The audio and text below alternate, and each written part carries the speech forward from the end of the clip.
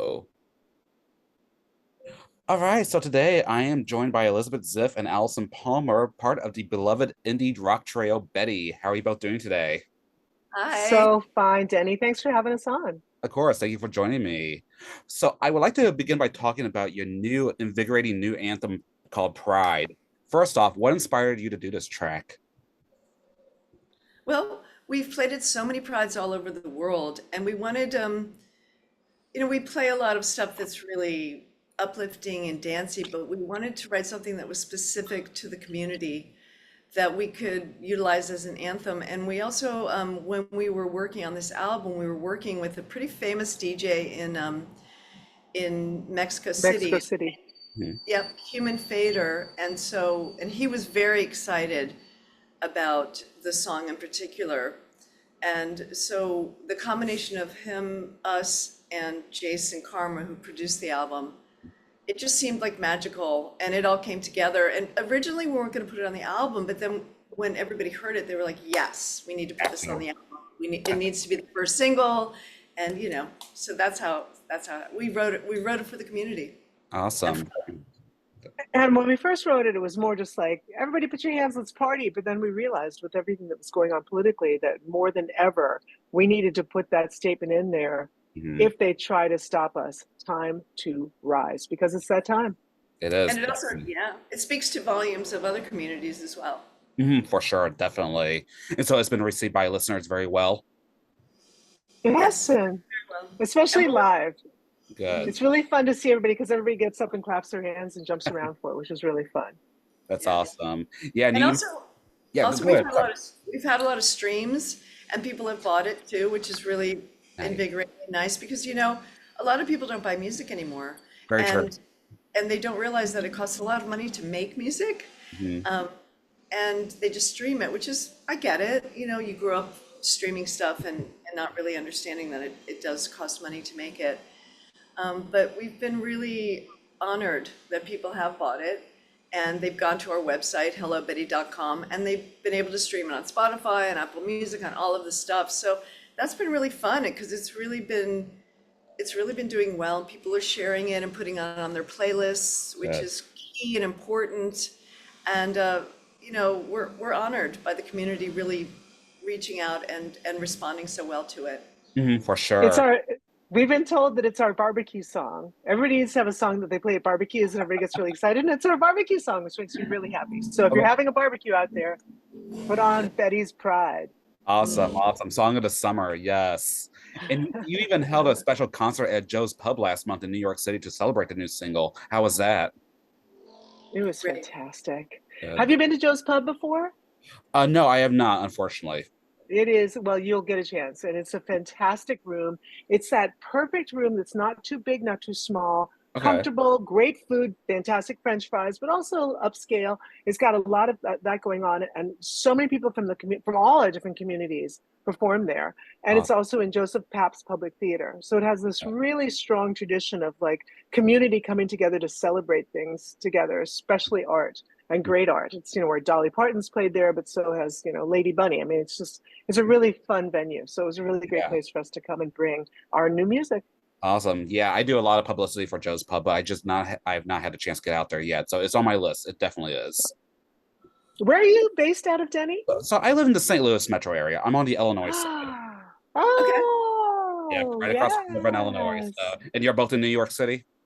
That's Yes. correct. But All three of we were us. lucky enough to we played in St. Louis a bunch of times and we play all over Nice. Illinois. That's our Cool. very first tour was through like Normal, Illinois and all those towns, which was Oh, really fun. nice. That's awesome. Yeah. Yeah, I'm just right across the river, about 20 minutes from downtown St. Louis. So yeah, that's my home base. So I write Ah. remotely. So I write for venues and artists all over the country. So, but yeah, this is my home base, and I try to get out to New York as much as I can. So and see all the kinds of different things because I write so much for New York. I was like, I need to get out there more. It's on my travel bucket list. One of No, I the hear one you. of the best prides we ever played at was St. Louis Pride. It Really? was By far.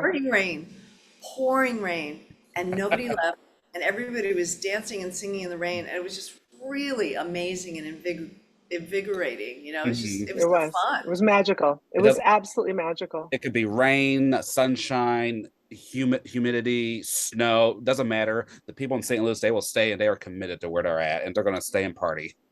Yeah, we saw that. That's the great thing. We're so fortunate that we live in this country because it is so big and there's so many different parts of it. Like, Mhm. I guess if you were in Europe, you go to different countries, but in America, there's so many different regions where people are passionate and Mhm. connected and concerned and really proud of where they're from and loving it. So Mhm. that's why it's so fun for us. We always, every June, we're all over the country playing prides. And it's Nice. just it's probably my favorite part of our entire career is Mhm. playing pride shows around the Mhm. country. That's awesome.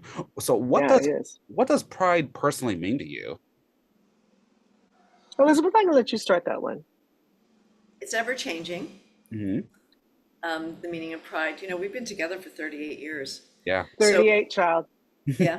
So the first Pride that we played at the Betty played at was in DC, where we're from originally. And it was hidden, and you had to pay to get in, and people No, were you didn't not have to pay, but you had to know where it was. You had to go behind the trees, behind the hedges, but it was free. okay.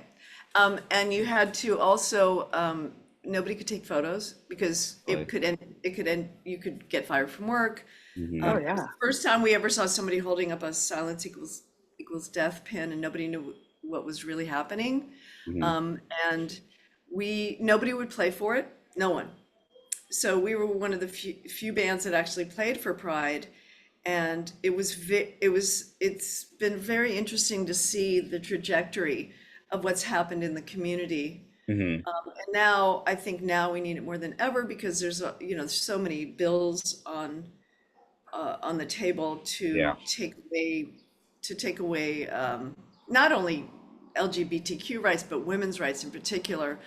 There's been there's a backlash obviously, and so I think it's important to come out again, especially in the smaller prides where it feels more it feels like it's more on the edge. Yeah. In the bigger prides, you don't feel like you're taking your life in your hands to march in a pride. But the smaller prides, I think, are super important now in different places in the world and in America. So pride to me has always meant that you're standing up for who you are. I've Mhm. never been in the closet. I was never in the closet. It didn't occur to me to be in the closet. I also came from a pretty progressive family, even though they didn't really like the fact that I was gay. But a progressive community. I had friends that, when I came out, people were just starting to understand that the community was in dire need of help because of what was happening with AIDS. The Mhm. lesbians came to the forefront to help with AIDS as AIDS buddies and things like that. And so also being from a feminist community, feminist and the queer community, that's always been really important to me, Mhm. that we came together. And I hope that the queer community is staying open to Mhm. everyone of religious denominations, of race, and not and to not allow ourselves to become a part of a movement that isn't really open to Yeah. everyone and listening to each other and the Jewish community in particular right now. And I'm queer and Jewish, and it's an interesting time to be gay, to be a Yeah. part of the LGBT community, and to see what the trajectory is and what's going on. So I'm just hoping that we're able to really embrace each other as we always have, Mhm. with love and understanding and compassion and talking and trying to come together as a cohesive unit to fight for our rights. Yeah. Mhm. For sure. Allie, would you like to add on that? Well, I am an ally. So just put another L in ally, and that's what I am. I'm an ally. And quite frankly, everything that Elizabeth said about standing up for who and what you are is vital for every single one of us as a different person, so we can come together as as the same community. And I think, I brought up America before, and I bring it up again. I think the idea of America is so beautiful and so strong. All these different disparate parts coming together and standing up and saying, this is what I bring to this feast. Hmm. And everybody who doesn't hurt another person, doesn't physically hurt another person by being who and what they are, has a great dish for that feast. Or So to verbally. me, the rainbow that it is, you know, typified by Olive Pride is basically what I look for. I look for that rainbow feast, and every year, every time that we can get with people who are really allowing themselves to shine, it gives everybody else permission to do so. And that is the greatest thing ever. I remember the first time I ever saw someone really, and it was LaBelle. When I saw LaBelle when I was a little kid on television, I was like, well, they were terrifying because I'd never seen women acting that way, acting out, and being dressed up and being crazy like that. You know, they were straight drag queens for me at that time as a black a little black girl, and it was so freeing. It moved the goalpost of who and what I could be, and I think the same thing happens with Pride, and that's why I am such a committed person for the whole idea and concept and truth and joy that is Pride. Awesome. And love. Pride to me has always been about love.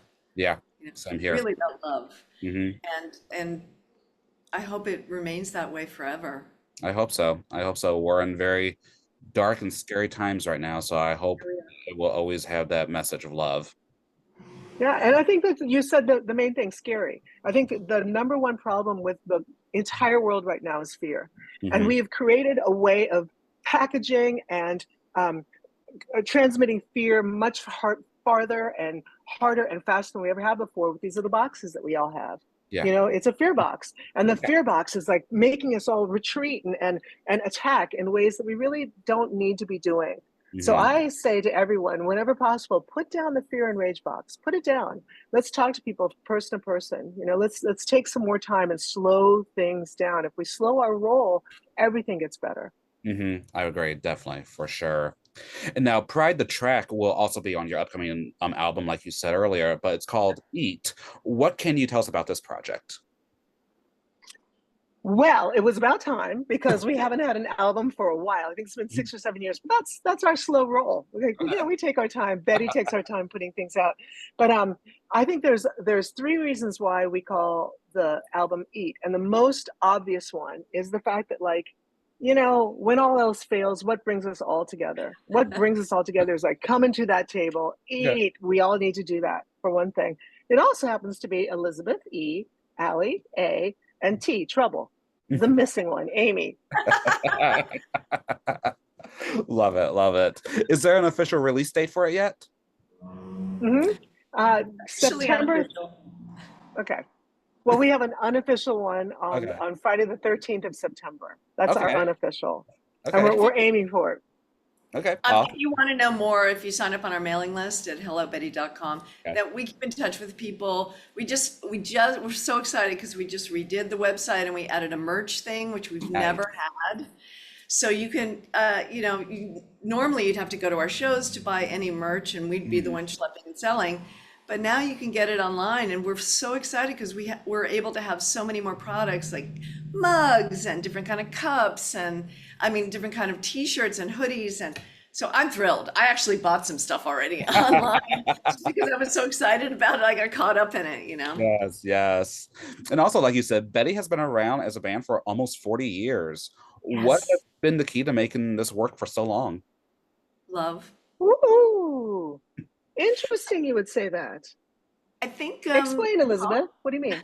well, you know, politically we've always been pretty aligned, especially when it comes to feminism. No. You said love. That was the first thing out of your mouth was love. What do you mean by that? Well, Alyson and Amy both have other families. This has always been my main nuclear family. Okay. Betty has been for me. So for me, this is my love space. Even though it's friendship love, it's also my family. Amy is actually physically blood family. She's my sister. And Alyson, after all this time, feels, you know, she's my best friend for so long. And so for me, it is about love. I mean, it's also about, you know, codependence and a lot of other crazy, insane things that we all know about. But it's my family. It's my primary family. And I think women that I've been involved with have always known that. Like, it's Betty first and then the family. Maybe it'd be different now, but I don't have children and I never wanted them. So my family is also extended to their children. And so it's been a beautiful thing for me. So that's why I say love, because that's what it is. Okay, that's good. Like a family. Well, I think that there's definitely that, Denny. It's absolutely been a family for so long. Elizabeth is the greatest goddess mother you could ever want for your children. And but I think primarily the reason that it's stayed together for so long is that we all have something that we want to say.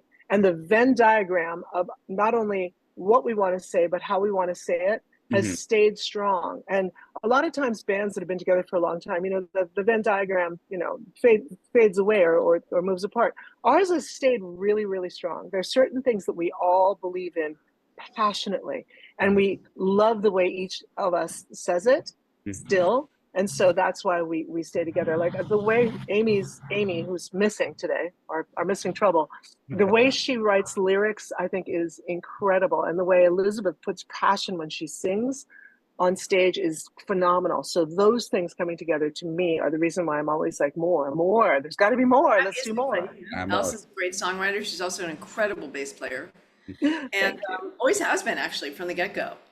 From when we started the band in my parents' basement 1,000 years ago. And we were in two bands before that. You can Okay. all of our histories on our website, on our podcast, Oh, but you have to listen and we to have a it. podcast, Denny. We have a Okay. podcast that Elizabeth started that is absolutely hilarious because we tell the truth in it. For once, we actually tell the real truth, and it's what's it called? Betty Girl Band, right? Betty Girl Band. If you go to our On our website, website. hellobetty.com, you can find all this stuff, and I think it's a really fascinating look back because she also has people. Elizabeth produced the whole thing. She has people commenting on their version of what was going on at the time too, all the Okay. way back 38 years, which is incredible. Nice. What's Nice. interesting though is memory is so weird because when we started doing this, we're sitting in the same room talking, I'm micing everybody. We have completely different versions of things that happened to us. Yeah. Yeah. That I'm convinced I'm right that happened, and Amy's convinced, and Allison's convinced. So memory is this construct, really, of Rashomon. agreeing on stuff that Mhm. may or may not have happened. You know, Yeah. Yeah. Definitely. Well, how are you appealing to newer generations with your music? It's it's really funny. The biggest song that we know of that we've ever done, the greatest reach, has been the L Word. Yeah. Yeah. We did the theme song for the L Word, and just like all over the world, we've played it. We played it in India, we've played it everywhere, and people always respond to it because they know that television show so well. And what's interesting to me is that my daughter, who's 20, Mhm. and some of her friends who are even younger, have rediscovered the show or never stopped discovering it or something. So Mhm. we have this whole younger generation that sort of came in through that song, through the L Word, and then they see what we do all in total, Mhm. and they are intrigued, which I yeah, think is and we wonderful. play it. Yeah, we play at places that have a very diverse audience as far as age goes, and Mhm. people bring their kids, and Good. always have people bring their parents. So it's something that you can share. It's like a Betty. We belong to everybody, Mhm. and not one specific group. Yeah. So that's how it's always been ever since the beginning. And so we continue to reinvent ourselves musically. Mhm. We're This new album is great. It harkens back to our early '80s with the producer Jason Carmer, who we knew from DC back in the day, and he's done Third Eye Blind and the Donnas and a whole bunch of soundtracks and things like that.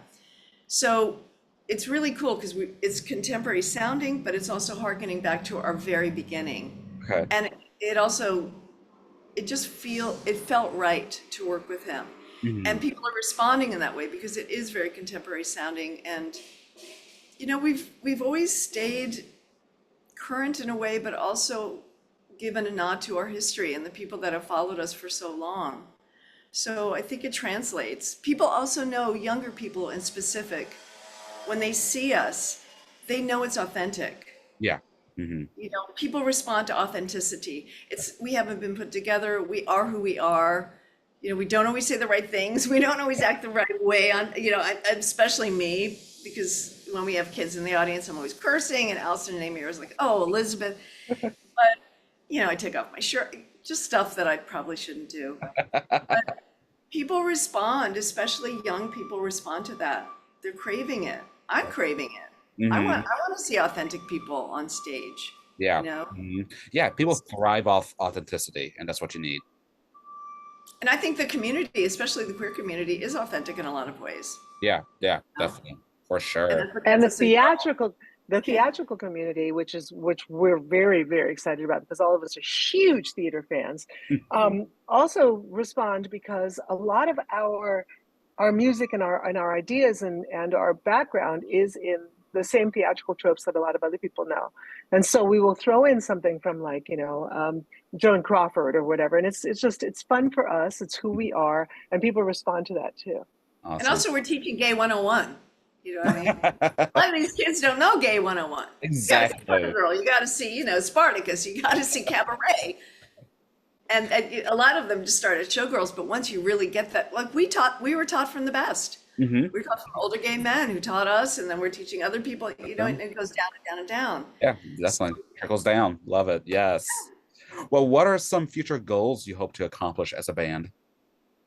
Ooh, what an interesting question. Well, the main thing for me is in September or whenever that our album comes out, I want it to go farther than our past albums have. So Okay. that's a goal for me because I really think that what we're saying with Eat Mhm. about people have everything that we've talked about with you today, Denny, about the fact that we need to come together in so many different ways now. We need to get away from the fear, get away from the rage, and find love, like Elizabeth said, and connection. That's what Eat is all about. This album is Mhm. finding those places where we can sit and chew out things together.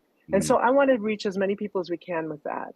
I Okay. think that that's my number one goal. Okay. Perfect. Elizabeth? also, Eat is super fun. Like, it's very dancey. It's super fun. There's messages in it, but it's also just, Betty being Betty. Betty and Betty. Yeah, singing harmony and having fun. But we have some really, really, really great songs on it that we've been trying to record for many years and some new ones. Okay. Flow, the next single, is a new song. And actually, Allison's daughter, who's an artist, did the video for it, which is Oh, really, really great. nice. Yeah, so That's awesome. I think we're going to release that in July.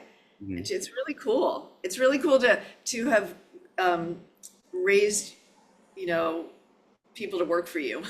Yeah, Yeah. basically, raise our own interns. Carry Yeah. your stuff like her son carries our stuff, and That's the best kind of help, seriously. Yeah, you know, 100%. nepotism. There's a Yes. reason. Yes. Waiting Yeah. for But waiting also for we also are working on there's book projects and film projects. There's other things that we are also working on that they're taking a while to develop. We also have a nonprofit wing called the Betty Effect, Okay. where we go around and we've been so fortunate to go to underserved communities and have people express themselves more deeply through music, and that's what we go around and espouse, especially LGBTQ youth and girls and women, Okay. which both of whom we feel need more expression in this world, especially now in this backlash. Mhm. So we have a lot of things going on at all times, and for Arts it's really a Envoys. fun ride. For Awesome. Arts Envoys, we work for the State Department, and so we do take these programs, and we've been to India, we've been to Argentina, we've been to the Baltic states. We marched and sang for the first gay pride parade in the first Baltic gay pride parade in 2014. And it was really scary and dangerous. People Mhm. were screaming and we had to get it backed out. But there was this fear because we were all stuck in this square and the three of us just decided to sing. And it did Lower the squelch. temperature. Yeah, it lowered the temperature because music does that. It And it does. brings people together. But we have to remember that the rest of the world and parts of America, it's very scary to be who you are. It really is. It And shouldn't be that way, but it is. it is, we And can't. the great thing about the fact that Betty's been doing this for so long, though, is that we've had the perspective. We've actually marched on the streets when people were throwing bottles and dog poo and Mhm. stuff just because people had rainbow clothes on. Yeah. So when we see what's going on in America, it's easy to feel overwhelmed by what's going on, but it's still so much better than so many other places around the world. That Mhm. it's our job and our fight to make sure that it doesn't regress to Yeah. those parts, and it keeps going forward from here. I mean, just look what's happening in Uganda and Iran. Yeah. I mean, Yeah. Iran and a lot of places, Mhm. you're killed for being gay. Yeah. Exactly. It's unfortunate. Well, on a lighter note, how can one stay up to date with you? You have the website. Are you also on social media? Oh, yeah. Okay. We're at Betty Rules, Rules, on Instagram. Okay. And on Facebook, we're Bettyverse, Verse. And I think that's it. I don't think we're on But you Twitter. can find all the things if you just go to hellobetty.com. Okay. Hello Betty, like Hello Kitty. Yep. Hello, And Betty. there'll be a big picture of Denny now because he's going to be our new. What does your shirt say, Denny? What does your shirt Oh, say? it I says keep saying Broadway. I heard I that was love in New York. Broadway. Last time I was in New York. Fantastic! it. I just saw Thank you. Mother play last night. There's so many great shows. Oh my Come to God, New York, Mother everybody. Play. Yeah, I saw Mother Play. I met Jim Parsons after the show. Oh my God, such an incredible performance. Je- Jessica Lange should be dipped in gold. She should be dipped really in should gold. be. Yes. She is phenomenal, and she's 75 years old. Child, I mean, it's Anything she amazing. does is just like so magical. Yeah, It's she really, true. From the beginning. Yeah. she's a gift.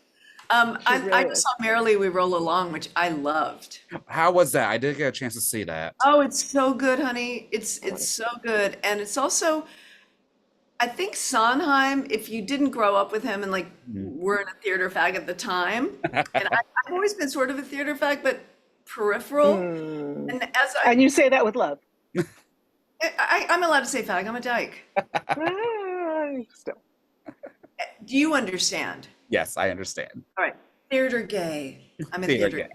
gay. I'm a theater Yes. gay, so yes. I mean, every time I go to New York, it's like, hey, you need to see this and this and this. Like, no, I want to see a Broadway show every night that I'm there. So I'm gonna. That's like my main thing is the Times Square and Broadway. It is. And Merrily is great. And it's just the Sondheim has started to affect me so much more as I get older because I'm starting to really understand him. Yes. His misanthropic but alive kind of music and the change. I just, I sound like a theater gay, but I really am a theater gay. So that's one great thing about living in New York. Going to Oh, the culture. Yes, I love the culture of New York. And even here in St. Louis, we have a good theater scene. We have great culture here as well. And it's like people don't really realize that St. Louis is a gem of the Midwest. There's so much out here. And we really kind of need to boost up our tourism. There's the Arch. Yeah, the Arch. Remember we were playing there? We were playing there once and I was really sick. So I was in this great hotel, really sick. And Amy and Alyson went in the Arch and they went in that little bubble, the egg thing, and they came back. Horrifying.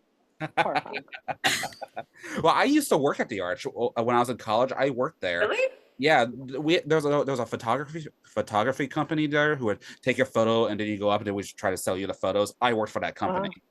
Oh, that's funny. But it's really tiny in there. It's teeny tiny. Yeah, I mean, you're in like a little 10-foot little bubble and you're going up 630 feet up. So yeah. Yeah, that was really much. But it was fun. We had such a great time. It's a beautiful town. I love St. Louis, but there's so much about of America I love. But I love that it's got that whole that sort of southern, the big giant homes and the fabulous trees. It's gorgeous. It is gorgeous. And all the universities. That's really great.